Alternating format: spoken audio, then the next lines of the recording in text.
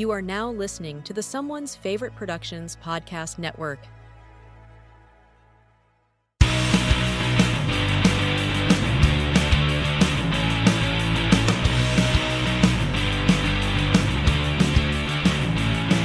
Hello there, and welcome back to The Disconnected. Back for the third time, but it's been a long time, Mr. Eugenio Ercolani.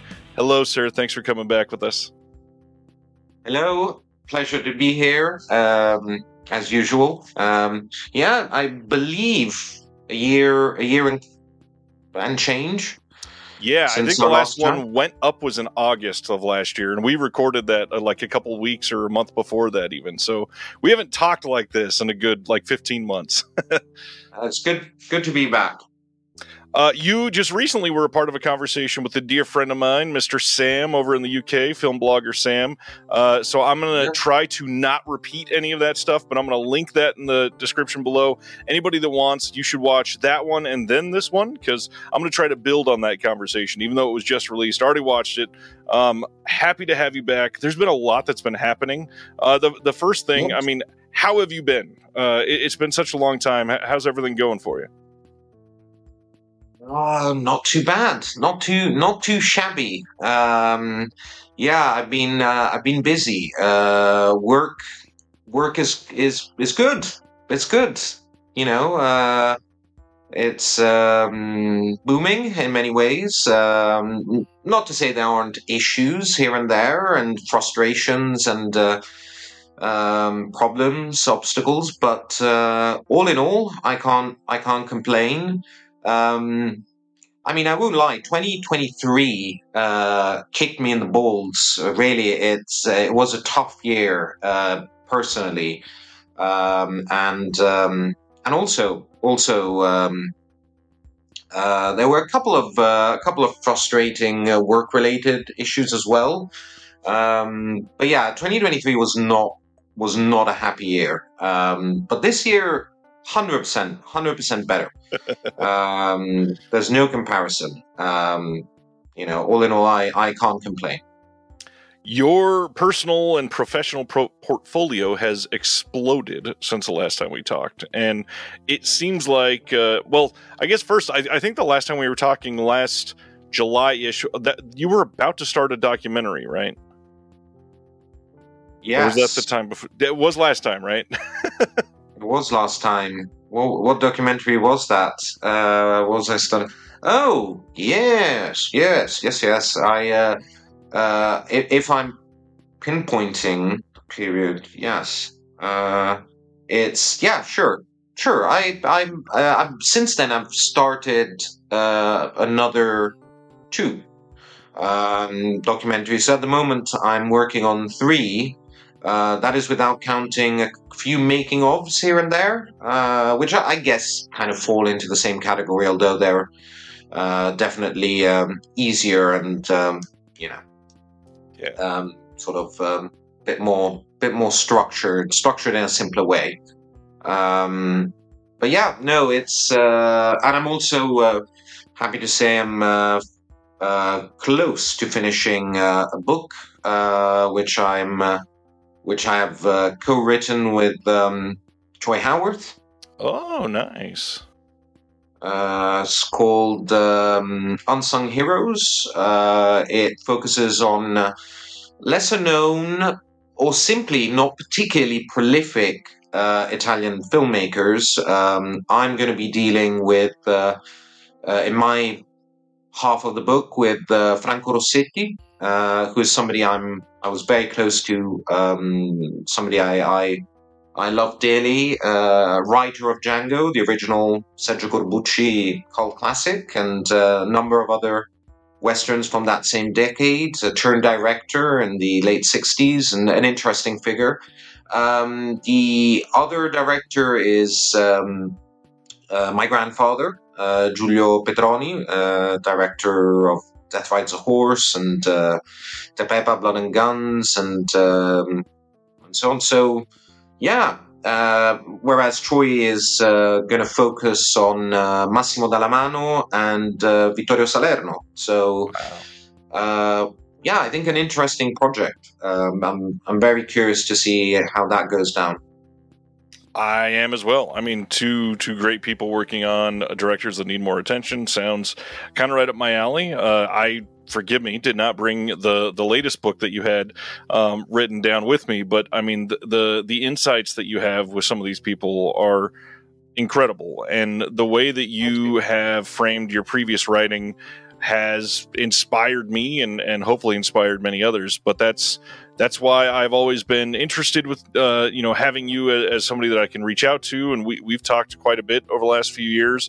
One of the things I'm super proud of is you started writing in the Physical Media Advocate, the magazine that I put out. This is an issue with your Amelia Kincaid interview in here. Anything you want to share about that one? Yeah.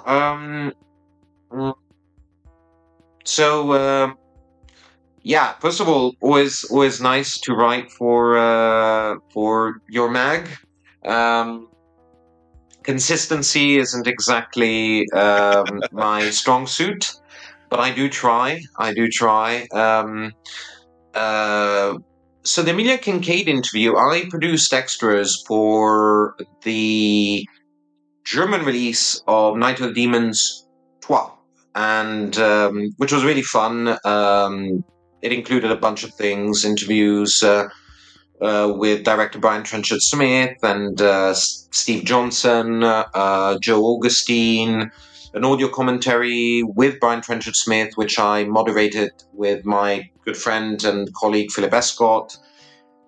There was a bunch of stuff, photo galleries and poster galleries, and there was actually supposed to be a booklet interview with Amelia Kincaid, but it was forgotten. They forgot to include it, which happens. I have a great relationship with Anolis Entertainment, which is a label I get along with, and they do really good work. And over the years, I've worked on, I don't know, about 20, 30 of their releases. So, but yeah, this stuff happens. It's not the first time. It's happened with other labels that just stuff gets forgotten. Yep. Once on one, I won't say the label or the title, but there was a home video label that had commissioned quite a hefty amount of extras, a bunch of featurettes, and a bunch of stuff, and everything went well. It was produced, given in. I got paid, and that was it. There were issues with the master, and it took a while for it to see the light of day, to actually hit shelves. About a year and a half, and I looked at the edition, and there was nothing. I had produced nothing, like zero, nilch, nothing. There was all archival stuff from like previous editions of the film. So I called up my guy within the label, my contact, my point of contact, and said, why are my extras there? And he said, what extras? And turns out they had completely forgot. So much time had passed. They had completely forgotten they had, commissioned stuff. And yeah, it was in a hard disk somewhere, on a computer somewhere, all the stuff I had produced. They had forgotten about it. They realized, they thought they had no extras and just acquired a bunch of stuff quickly to release it with extras. So this stuff happens. It's not often, to be fair, not often, but it does happen regularly. Well, and with the extras, especially for people that are producing a lot like yourself, many times you're approached early in the process. Like sometimes the restoration isn't done, or maybe even the materials aren't even in hand yet. So to get some of those stuff released is going to be a long period of time. I'm working on another project right now that they got the materials in 2021, and it's not even going to get announced till 2026 probably. Some people don't even understand the lead time before these are coming out. So do you remember like the longest one that you were working on extras and then didn't get released for years and years? Oh yeah, no, I've got loads of those. And to me, I'll answer your question obviously about. Let me just say, to me now less so. But when I started out, and it was a shit show. I mean, it was just me trying to get, cobbled together stuff.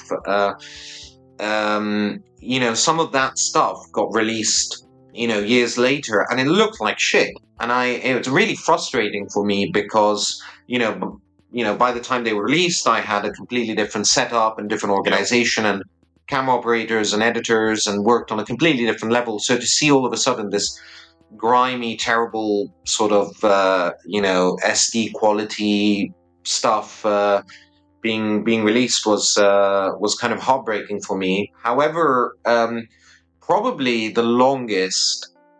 Well, at the moment, there is something that has to be released. It's going to be released at some point. But I produced the extras 5 years ago. Jeez, that's that's a lot. Stuff changes in that time. One of the things that we've seen happen a few times is quite often extras will be done with somebody, and then one of the creators will pass away before the release even comes out, and you will have had like the last interview with that individual that was ever on camera. I think you've had a couple of those already, right? Oh yeah. Well, I mean, I shot an interview for Cauldron with Ruggero Deodato. Yeah. For Phantom of Death, aka Off Balance, and that turned out to be Ruggero's last interview. And the same happened with a couple of other people, Franco Rossetti, who I mentioned before. I shot the last interview with him. He was already very, very, very sick. Who else? There are others, for sure. Yeah, it's I won't lie. I mean, a part of this job makes you feel a little bit like some sort of confessor. Because you are essentially going to people that are sometimes literally dying. I mean, I've interviewed people with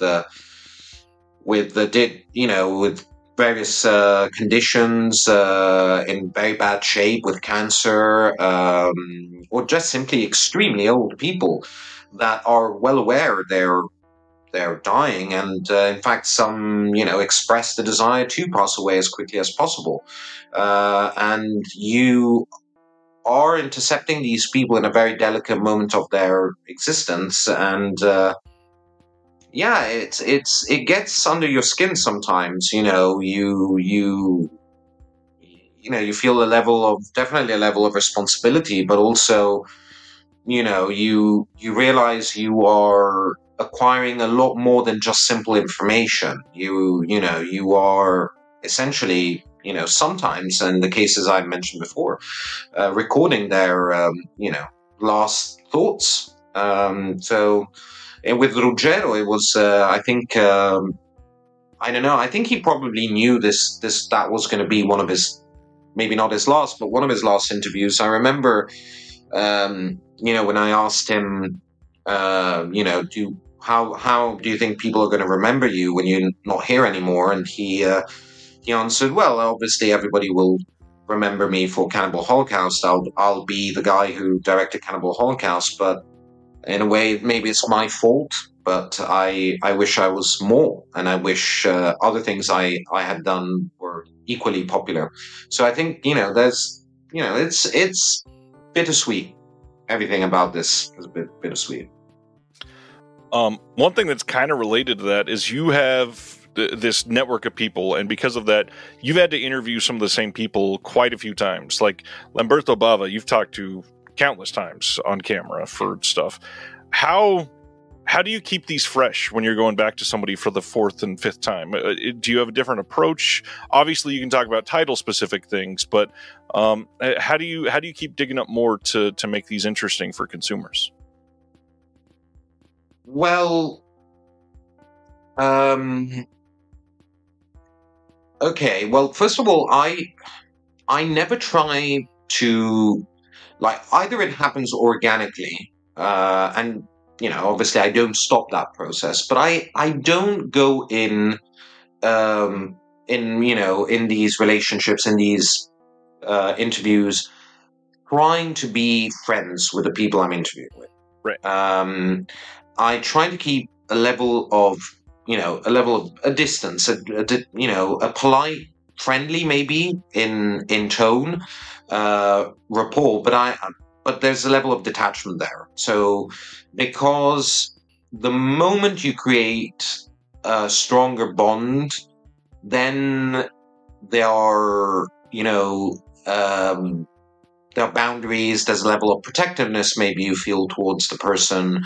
You start, there are rules of engagement which are deeply different, and rules of engagement that maybe shouldn't be there if you are, if your main goal is to acquire information. Now, obviously, we're not talking about, I don't go around interviewing Saddam Hussein, but you still do want to maintain that level of detachment, So I have for example, with Lamberto, I have a very good rapport. Every time I see him, we chat and we have a laugh, and we'll have, coffee or drink or whatever, but then it's over. Then the interview is done. It's work relationship. It's a good work relationship, right, but it's work. That puts me in the condition of asking maybe questions that are a bit asshole-ish, or difficult, or poking,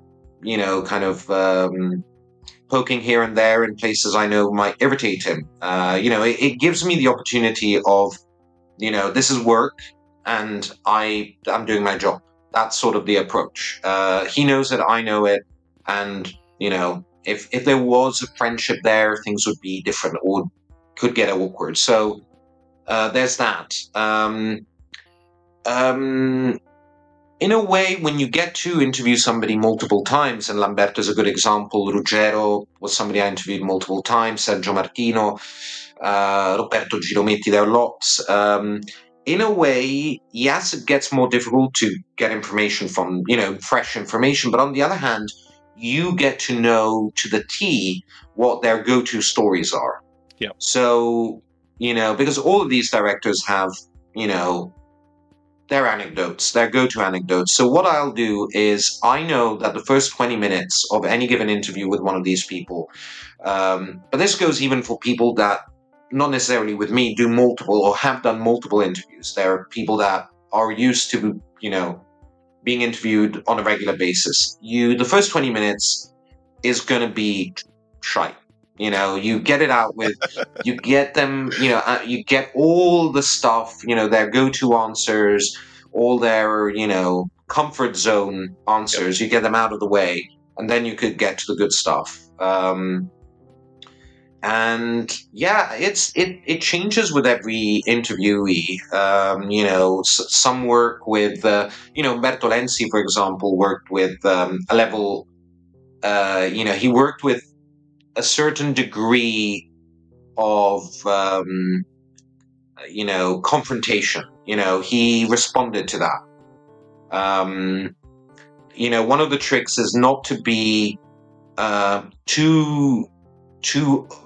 to fill them up with too many compliments, because they're all men and women, of course, at times, with big egos. But nobody really wants to be interviewed by a fan. They want to be interviewed by somebody who knows their body of work well. That's the thing. Being interviewed by somebody who is too appreciative is something that can get annoying. Right. So, but you have to dose it every time, and kind of like figure out, a little bit, how that person reasons, and what. It comes down to, singular people. But yeah, it's tricky. It can get tricky, but it's fun. I enjoy that part of the process. What's interesting is we're doing it right now. This is the third time we've talked. I got to come up with new things this whole time too. So one of the things I wanted to do is a recap of some releases that were important to me, some stuff that you and I kind of worked on the same disc together even, and stuff that you didn't cover with Sam. So one of the big things is I've been producing for TerraVision, and over this last year, we got this beauty, Satanic, and you did not get to talk with Sam about this one, and we never got to talk about it publicly. So what all did you do for Satanic, and why is it so cool that this film is out there finally? So, Satanic, first of all, let's say what is Satanic. Satanic is an adaptation of a fumetto nero, literally the literal translation is black comic strip by Magnus Bunker. I just received a message from my WhatsApp desktop from Francesca Ciardi, the lead of Cannibal Holocaust. That's actually really good news. I was actually waiting for a message. So, Satanic it came at a time in which there was a big boom of these fumetti neri. They were very pulp, violent comic strips. Although exploitative on a certain level, they were actually written and conceived by quite refined artists and writers, and they tapped into a lot of what was happening in Italian society at that time, definitely very cynical in nature. They, however, were, in the same way cinema in different ways was doing, sort of probably tapping into the silent, invisible rage behind the economic boom, because Italy in the 1960s was going through an incredible economic growth, essentially making it one of the richest countries in Europe at the time. So, I think there was an attempt to try to tap into, a lot of what was happening, behind the scenes of wealth and comfort. So in a way, I think they become political in nature.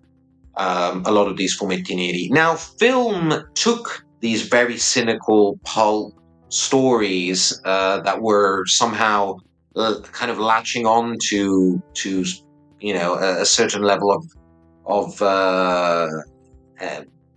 darkness within Italian society, but the times weren't quite right to really bring all that level of darkness onto the screen, and so these adaptations, and I'm thinking of Satanic by Piero Vivarelli, I'm thinking of Criminal by Umberto Lenzi, and the sequel, The Mark of Criminal, Mr. X, a number of these, and also probably the best of all these adaptations, which is the Dino De Laurentiis produced Diabolic by Mario Bava. All these films became something slightly different. The stories were similar, and the characters were obviously the same, but they were tapping into a more jokey kind of nearly kind of cape and dagger sort of or spy story kind of approach. They were never as violent as the comic books. They were never as sexual as the comic books. They were a lot more, we would say at the time, cinema per ragazzi. They were more like kids films, maybe teen films for young adults, but definitely nowhere near as dark as the source material was. Satanic is one of the most popular of these films, directed by Piero Vivarelli, who is an interesting figure. Let's face it, not a great director by any stretch of the imagination. But fascinating. His story, his personal approach to cinema, and his moving around the industry is more fascinating than the films he actually got to make. Although I would make an exception for The Snake God, which is a very interesting film with Nadia Cassini and Beryl Cunningham, because he's mostly known for erotico esotico italiano, the exotic erotic Italian, this Italian strain, which he's probably one of the most important, together with Ugo Liberatore and other directors, one of the most important sort of auteurs. And but Satanic is arguably his most famous film, starring Magda Konopska. It's a very odd film because you look at it and it looks even at the time, it looks older than the actual age it has. I mean, it looks like a film from the early 60s than a film from the second half of the 60s. Just the humor, the tone, the atmosphere, it feels much more like an early spy movie, Italian spy movie than a dark film from the late 60s. But it's fun. It's definitely has a very nice kind of a bossa nova like soundtrack and very pop. It's a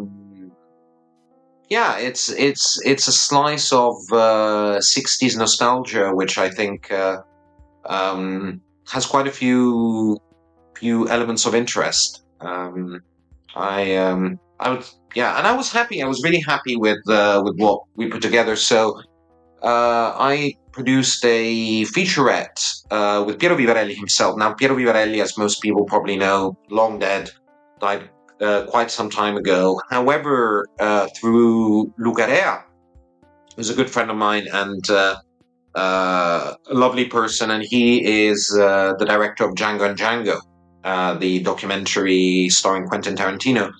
And Luca was nice enough to lease me his interview with Piero Vivarelli, which is extremely entertaining. I mean, I think he's very outrageous in his answers, very unhinged. Then we've got an interview with longtime collaborator Piero Vivarelli. She was also one of Vivarelli's many partners. You wouldn't necessarily imagine it, but yeah, he was quite the tombeau de femme, quite the woman's man, and she is a great interview. I have to be honest, I wasn't expecting her interview to be as interesting as it turned out. She had a lot of ton of stuff to say. She speaks also about at one point there was the idea of making a sequel to Satanic, and she talks about that years later, and then we've got a video essay with moi, and and I discuss Fumetti Neri. It's not meant to be an exhaustive overview of Fumetti Neri, but just like a little introduction to what Fumetti Neri are and who the main people within that world were and are. So. And finally, a commentary with myself, Troy Howarth, and Nathaniel Thompson, who I've done many, many, many audio commentaries with, and they're, it's always good fun, and they obviously do good work. It is a loaded disc, and one that I think if anybody is interested in the film at all, you have done them proud with what we were able to get on there. The film looks better than I expected it to, even when we first started talking about it. So stoked that we could get this with this kind of release, and I hope more people check it out because it's genuinely a really fun movie. One that's kind of off the beaten path for you, but I had to talk about this one because this is literally one of my favorite movies of all time, even though it's fairly recent. Oh, wow. You wrote on Green Room for Second Sight. Yeah. I had no idea you were into Green Room. Why don't you talk about your history with the film? Yeah, so Second Sight commissioned an essay for that, and It Follows. And yeah, I mean, I do like Green Room, and I do like It Follows, of course. But as I'm, recently, I've had a number of conversations in regards to another film I worked on, which is another release I worked on, which is Reality Killers. And Reality Killers, it was all going to make sense what Green Room and Reality Killers have in common. And people, and a couple of people near to me said, why do you like this film? Why are you working on it? Like it's morally, kind of dubious film. And the thing is, as I see my work is not to celebrate the films I work on. That I don't see, that can be part of it if I enjoy the film and if I like it. But generally, I see myself more as a contextualizer, somebody who's there to hopefully do it well, but through interviews or video essays, commentaries, making ofs, whatever it is to explain how, why, and when these films were made, what the context of the time was, and maybe give some insight, and obviously try to be entertaining as much as possible in the process. Now, in the case of Green Room, I like it. I wouldn't say it's one of my favorite films, but I do enjoy it, and I think it came around a time in which I think horror in the United States was particularly interesting, because somehow the sort of torture porn period, the period of maximum sort of rage after a decade, which we can define, at least in the American mainstream, as fairly innocuous. The 90s were a time in which, things sort of mellowed and got a more, especially in the second half of the 90s, a more teenage-friendly approach, or prior to that, a more kind of comical or upbeat sort of approach. Although it is the decade that gave us The Craft, so it's not all bad. But it's I don't know. I rewatched that film the other day. I finally upgraded my DVD. I have a soft spot for The Craft. It's great, yeah. But yeah, after that initial rage, which I don't, it taps into, a lot of what was happening around that time.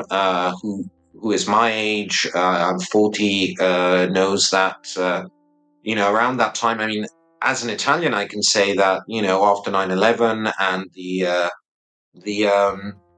invasion of Afghanistan and of course the terrorist attempts in London, in the London Tube and buses, there was a degree of paranoia that I think American cinema tapped into, and brought a certain level of rage to it. But somehow Green Room came around a time in which that had mellowed, but it still had that rage, but it wasn't about pushing boundaries necessarily, but it was more about, kind of encapsulating, filtering that rage into stories that contained a lot of that content, but not necessarily reaching that level of violence. And I think,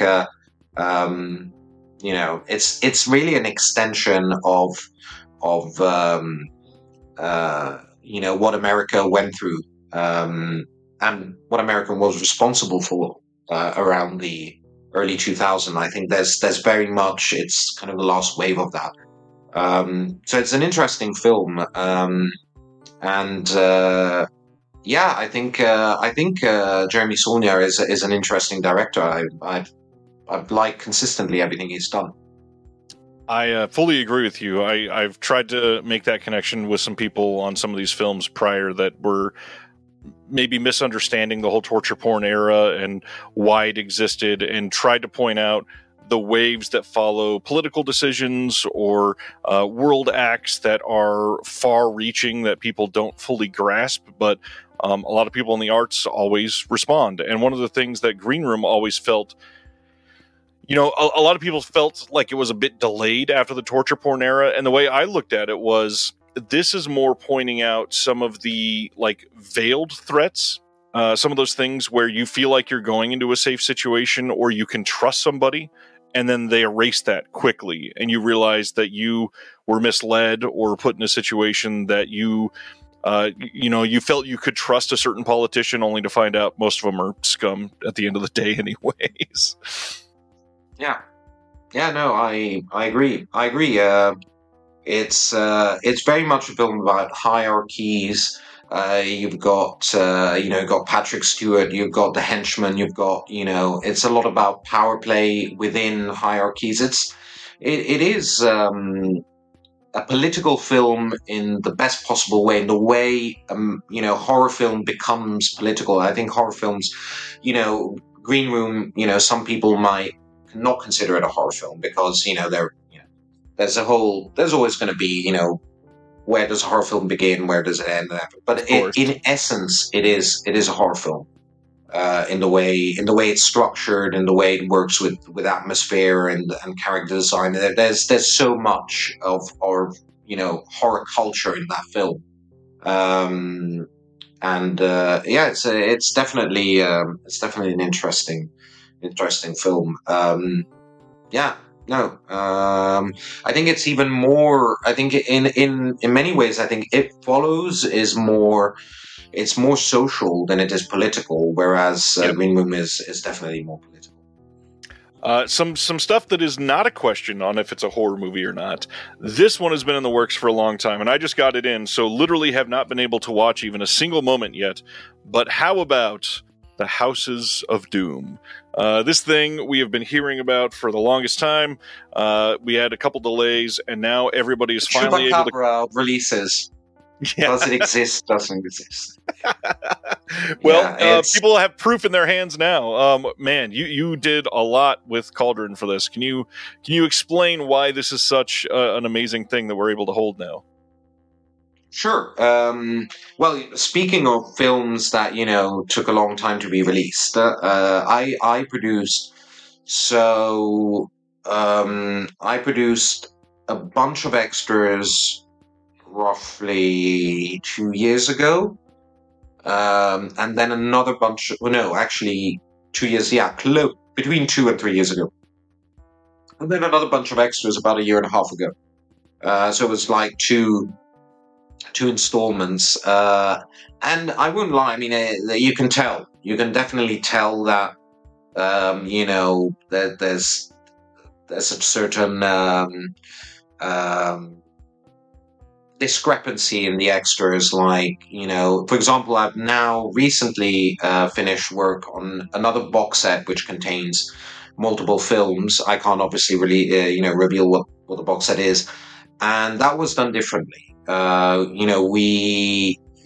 was given green light for everything right away, and so we could really distribute the extras among the 4 discs and kind of reason, okay, this one has too much, this one has and kind of level everything. And this was a bit more, I don't want to say disorganized, but let's say a little bit more hiccup-y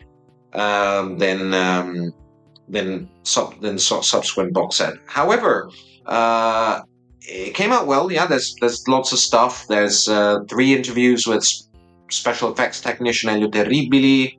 There's an interview with actress Cinzia Monreale, art director and production designer Massimo Antonello Gheling. 2 interviews with cinematographer Nino Celeste, Claudio Simonetti, Vince Tempera, the 2 composers. Commentaries, a bunch of archival stuff, a never used or seen interview with AD Michele De Angelis. There's a lot. I'm sure. Editor Alberto Moriani. The films. Now, okay, the films are TV movies that were aired, but not in the way they were conceived, and years later, and in a very disorganized way. But they were born as TV movies. I've read in a few articles recently that Lamberto, people stating Lamberto Bava was attached to it. Lamberto Bava was never attached to this project. There wasn't a talk about a number of other people directing films within this Right. within the Case Maledette House of Doom umbrella. One was Marcella Vallone, director of Spectres and Maya. But no, Lamberto Bava was never involved in this specific, let's say, anthology series. However, we're talking about small films, and I think there's a really good film among the four. I think House of Clocks is a really interesting film and one of the best late Fulci films from the 80s. What is left is historically relevant because we are talking of, first of all, among the last films of these two very important, very significant directors, Umberto Lenzi and Lucio Fulci. We're talking about an interesting moment in the Italian film industry and television world, and every film contains, an idea, an element, something of interest. Some of the work as a whole, doesn't quite, reach the level one would hope for, but they are all interesting in their own way. And yeah, I mean, I think we're talking about two incredibly influential directors these films definitely deserved to be watched well with good masters and hopefully interesting extras, because yeah, they are dregs of a dying industry. And I think a lot of the fascination for these films comes from they're infused with a melancholy, with a sadness, with a bitterness. It's embedded in these films. It's in the cinematography. It's in the atmosphere. It's in the locations. There's a level of there's something, they smell of death, these films. Right. Because everything was dying. The industry was dying. And I think even Rete Italia, who there's a kind of the tentacle of the Silvio Berlusconi empire, knew that it was dying because they put into production a number of projects. This was the one that got kind of the shit end of the stick. They didn't really give these films proper funding. So there is something deathly about these films, but it's also what makes them interesting. That's true. And again, these filmmakers, especially Fulci, has a lot of stuff that has never been properly revisited in the HD era. A lot of stuff has never had a good contextualizing release like we were talking about earlier with extras. And there's a lot of titles that have eluded the people that are not just straight Fulci classic gore horror.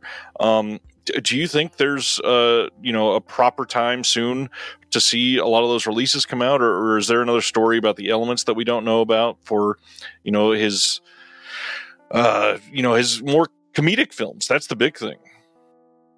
Yeah, I mean, I've been talking to labels for years about releasing some of the Fulci stuff, and many times Troy and I have discussed this. I mean, for example, his 1970s sort of satirical comedies, very very sort of bittersweet erotic comedies from the 70s, very cynical. I'm thinking of oh god, I don't know the English title, the English titles for these, but All'onorevole piacciono le donne, La Pretura, Dracula and Brianza. These films I think are incredibly interesting. They have loads of cult value because some of these. I have the poster up there. You've got actors like Laura Antonelli, Lionel Stander. You've got Anita Strindberg. You've got a cinematographer, for example, in the case of Amorevole Piacciono le Donne, Sergio Doffizi, Giannetto De Rossi worked on it. The master special effects artist. So you've got Edwidge Fenech as the lead in La Pretora, and you've never seen Edwidge Fenech more naked than in that film. Full frontal nudity. So they're interesting. They're interesting films that I think deserve attention. I think they would sell well. I mean, obviously not as well as his horror stuff, but I think it would sell really well.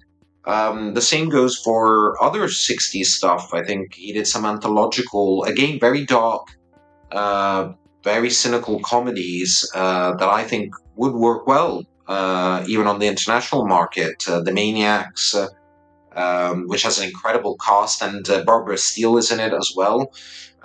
So there's plenty of stuff still to be discovered when it comes to Fulci's filmography. Hopefully there's label brave enough to take a chance, but I don't even think it would be that big of a chance. I think a lot of people would buy a Lucio Fulci erotic comedy box set for sure. There's even something to be said about some of these films that obviously they have nothing to do with horror, but the nihilistic element that is so prevalent in some of his horror films is present here. One could see, links. I think there are more links than one might expect between something like All'Ore piacciono le donne and some of his 80s kind of gore-infused horror films. Right. Yeah, there's a lot that I feel like some of these labels take for granted how many people want to deep dive into directors or actors or discover other genres. And obviously horror is the classic genre that has done well and made money for studios. That's like the worst kept secret, is that if you want to make something low budget, make a lot of money, make a horror movie. That's pretty much the way it goes. But a lot of these other things people are dying to see. And if somebody wants to deep dive Fulci, there's not a great way to do that right now, which sucks. No, I like to think it's only a question of time, but I might be wrong. Maybe, there's just not enough interest, and maybe they'll just avoid them. But it's a shame. It's a real shame. I agree. You have been not only working on, Houses of Doom and Green Room and Satanic, like we talked about, lots of stuff for Vinegar Syndrome. We just got another Forgotten Jolly box set. You've done stuff for Treasured Films. You've got that big release that just got announced last week. That was an incredibly interesting story. I highly suggest people go check out on Sam's video. What else is coming up? I know that there's some cult epic stuff. I think there's another Tinto Brass 4K that got teased or flat out said from Nico is coming soon. Yeah, so we've got I've had the green light from Nico to mention that we are working on Criminal, the aforementioned Criminal by Umberto Lenzi. That is happening. I'm very happy to see that is going to get a release. It's an interesting film. If you like Satanic, you will love Criminal. It has a lot of the same kind of 1960s pop, kind of loungy atmosphere, kind of bossa nova atmosphere, and it's interesting film. Well, speaking of films, Loki announced there's Rats Night of Terror in 2019 after the fall of New York. 2019 after the fall of New York is a Pulse video release. I believe English will be present, although don't quote me there. I think it will be an English-friendly release. However, Rats Night of Terror is also going to be released, but apart from Pulp Video, it's also going to be released in 4K from Severin, which has been announced. And I put together 2 makings of for each of those films. The making of for Rats is going to be present in both releases. And yeah, I'm very happy with how those came out. There's a ton of interview. It's a mix of archival and brand new. The archival is all stuff I have done over the years. Some, though, has never been seen. For whatever reason, it was never used. So there's a lot. And even some first-time interviews on those films. So in the case of Rats, there's Claudio Fragasso, who needs no introduction. We've got Massimo Vanni, Ottaviano Dell'Acqua, the 2 leads and stuntmen. Jean-Christophe Bretignier and Anne-Giselle Glass, 2 of the actors. You get, I'm forgetting somebody, Gianni Leacche, AD and set photographer for 2019. You get Sergio Martino, special effects technician Roberto Ricci, Antonello Gelling, the production designer, Mino Loi, one of the producers. I mean, it's they're pretty packed. So Eugenio Labbiso, the editor. So yeah, it's buzzing. I'm very happy. I'm very happy about the Forgotten Jolly. I have to say, I was very happy with what I put together for the previous Forgotten Jolly. But in that case, I made a decision which was to focus on the Bloodstained Shadow. So the other 2 films have extras, and hopefully they were appreciated. But I thought that it would be more interesting to go with what is probably the most important of the 3. I'll just remind people it was Bloodstained Shadow, Naked You Die, and Death Carries a Cane. Which Death Carries a Cane must be one of the least threatening titles for a giallo. It's up there with The Killer Is on the Phone. I remember when I when I talked about it with Alberto De Martino, the director. He was a very funny guy, and he just died many years ago. But Alberto said he hated the title when the distributor and the producer said, they wanted to change the title into that. He was like, people are not going to be frightened. I mean, the killer is on the phone. Well, just tell him I'm not in.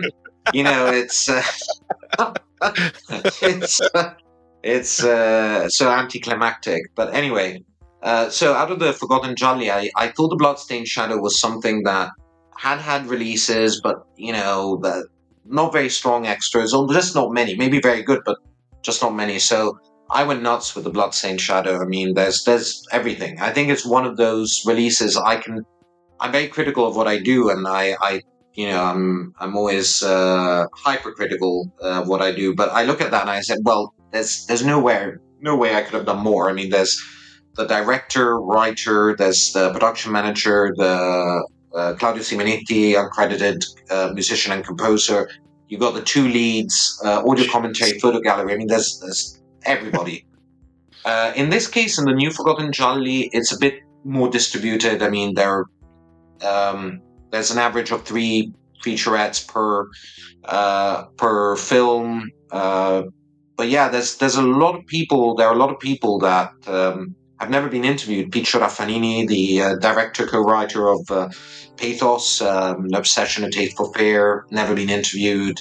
Paola Comencini from Mystère had never been interviewed about that film. Umberto Smaila, who's a big name in Italy, had never been interviewed for Sweets from a Stranger. So I'm very happy with the extras for that. You're chasing down so many things. How do you feel about the industry as a whole right now? Because obviously we've been told for years that this is crumbling, and I think we talked about this the first time that we had one of our conversations. But even since then, I think there's a lot of people that expected some labels to fall out of relevancy, and really labels aren't falling. I mean, we're getting maybe less consistent releases from some of the smaller labels, but we're getting more releases than ever. On my weekly show, I'm averaging like 65 announcements for physical media a week. And that's mostly just covering English-friendly releases. That's a lot of releases. I think, first of all, home video has always been niche. Right. I think there is something that people tend to forget. Like, yes, there was the VHS era is a world unto itself. It's like, but generally speaking, even the VHS era, it has always been niche. I mean, the difference is that, yes, you would find, people would buy an occasional DVD, for example, or VHS. But most families, most families in the kind of a heyday of DVD, they would have, 3, 4 films, 5 films, 10, whatever, their favorite films, a Harry Potter box set, or, the Star Wars films. So, they like the level of collecting we're talking about has always been niche. Most people, even in the heyday of VHS frenzy, didn't have, what I have behind me, or what you have behind you. This has always been niche. The streaming services have replaced video rental places. But when it comes to buying physical media, it has always been niche.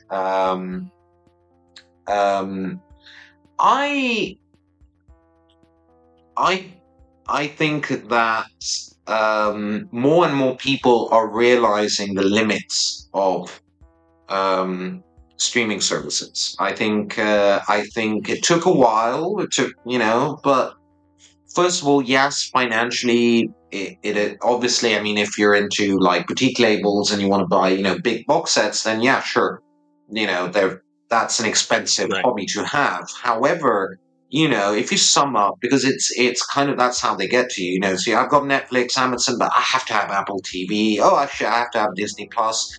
I have to have whatever, movie, or, all these things stack up. And at the end of the month, you're paying, in euros, you're paying what, 50, 60 even euros more a month. Often. Yeah. And even more, with Sky, and all that sort of stuff. So there's that. And also, people are realizing that, this whole idea that, oh, you've got your, your video library in your television, in your computer. That's not the case. So,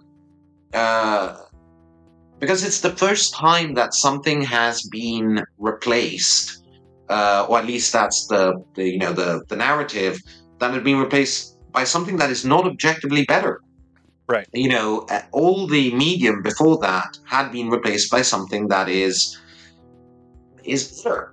Most of the time, I'd make an exception for vinyl, but VHS, cassettes, music cassettes, and or audio cassettes and DVDs, there was something objectively better taking its place.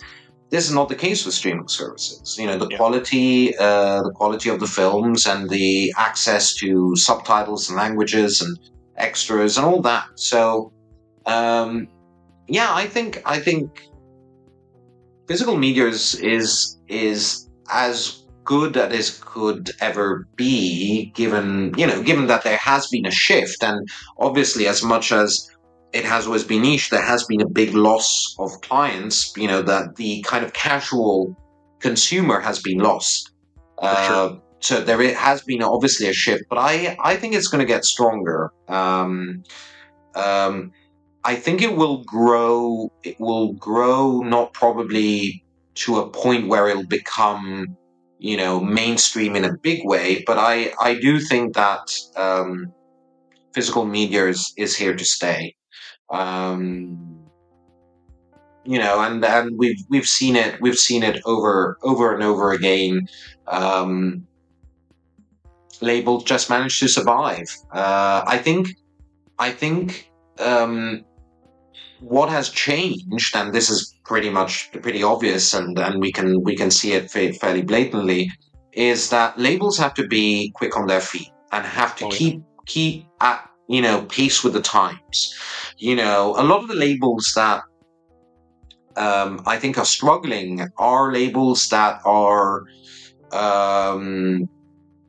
focusing on the wrong things. For example, when you talk about Italian genre cinema, in the late 90s, in the DVD era, in the early 2000s, or even up until, relatively like a decade and a half ago, that whole kind of grindhouse, we're bad boys releasing these, nasty, violent films, with grimy covers and all that sort of approach there, that sort of low-key work. It doesn't work anymore because people know these films, very well now.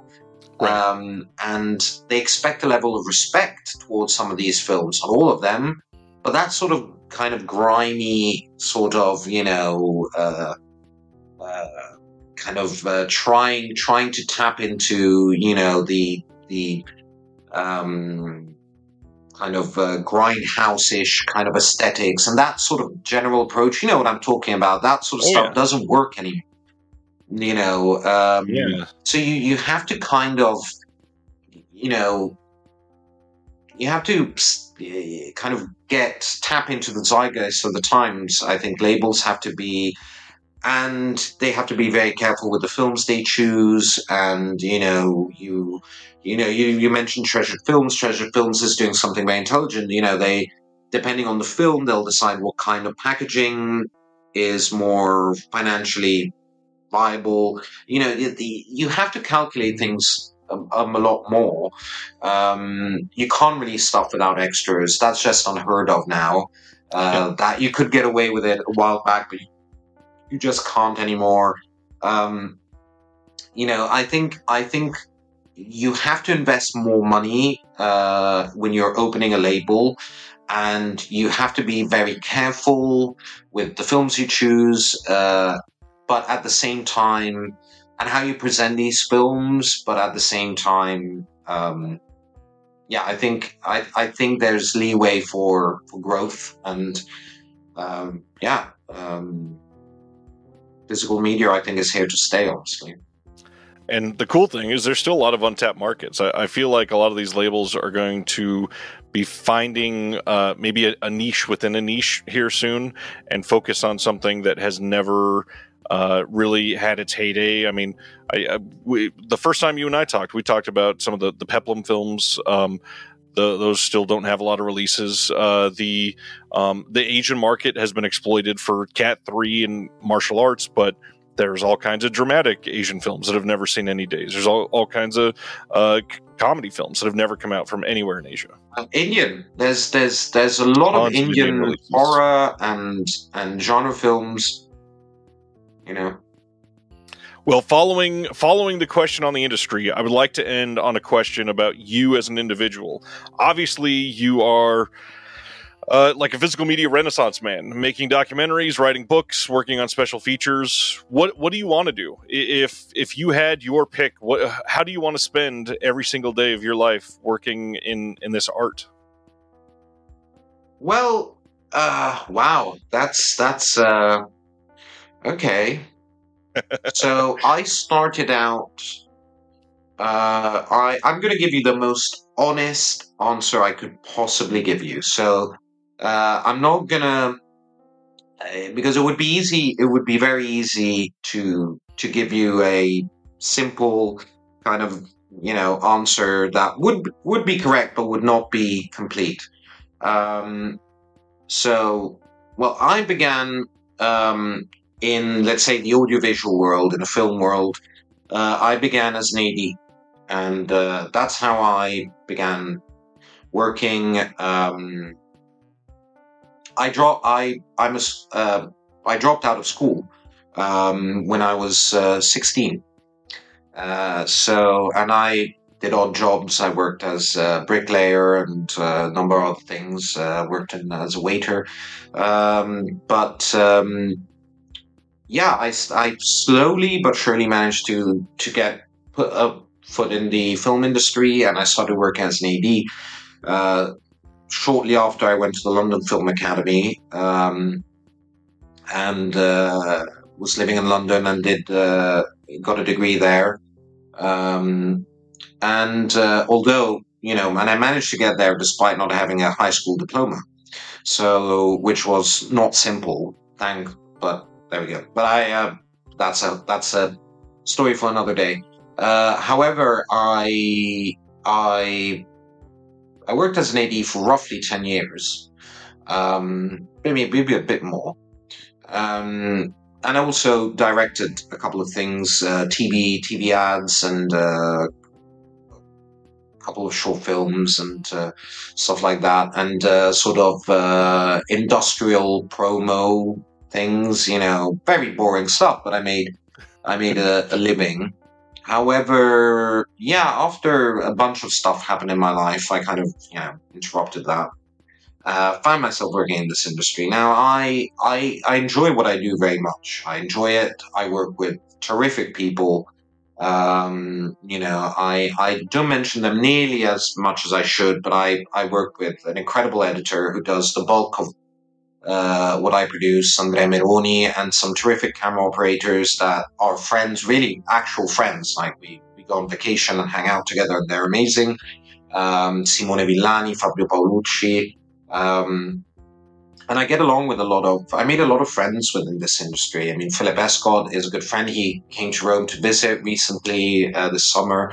And there are many. I get along with Joe Rubin from Vinegar Syndrome, and but I would like to go back to writing my own stuff, and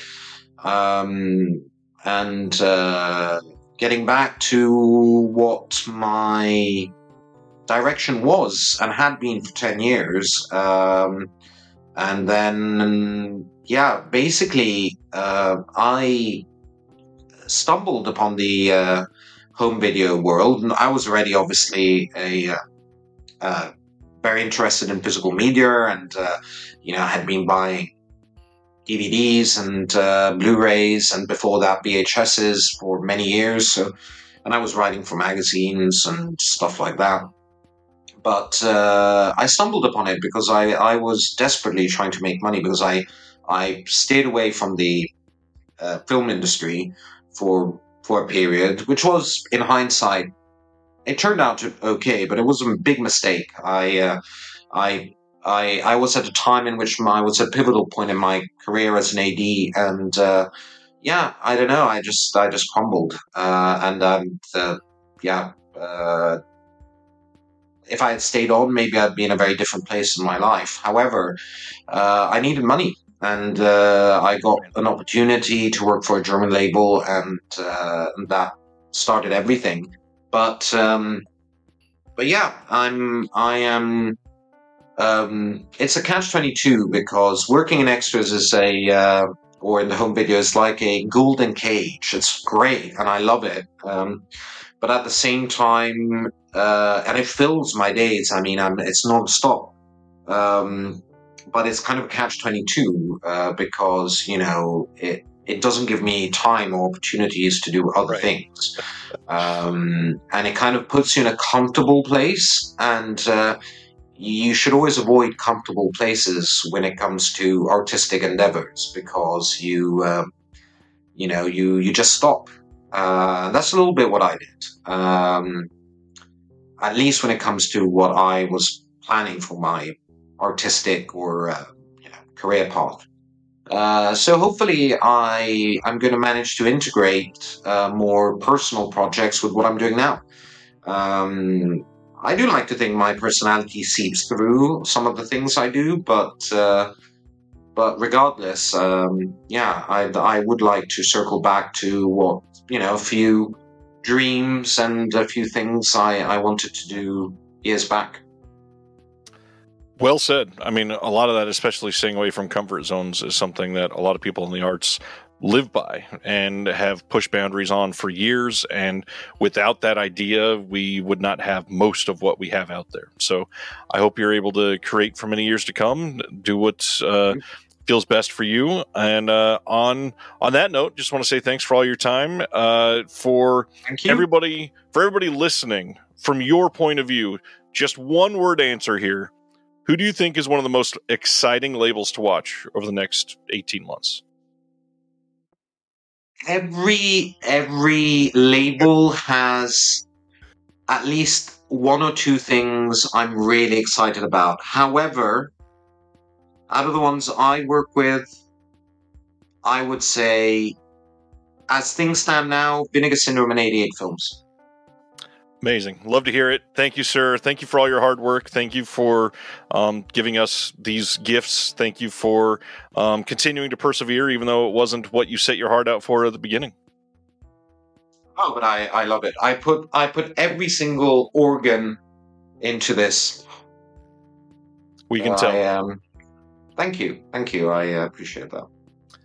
Hope you have a good day, good rest of your week, and we'll chat again fairly soon, I'm sure. Ciao.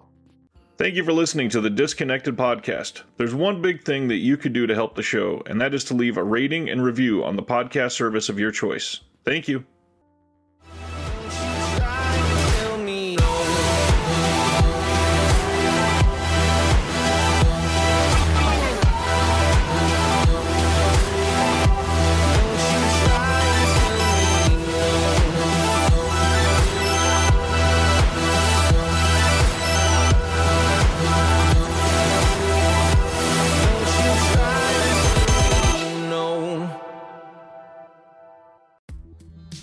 Hello, this is Chris Haskell from They Live by Film. For those that don't know us, Adam, Zach, and I, we built a podcast over the last 2 years that's a combination of film discussion from 3 very different perspectives, as well as industry interviews with the leaders in boutique Blu-ray and 4K community. We started with Dev Crocodile, but over time we've been lucky enough to speak with Arrow Video, Severin, Mondo Macabro, Vinegar Syndrome, Radiance, Indicator, most of the OCN partner labels. It's been a blast. You can find us wherever you podcast, and also actually recently as part of Someone's Favorite Production Podcast Network. We hope to see you online.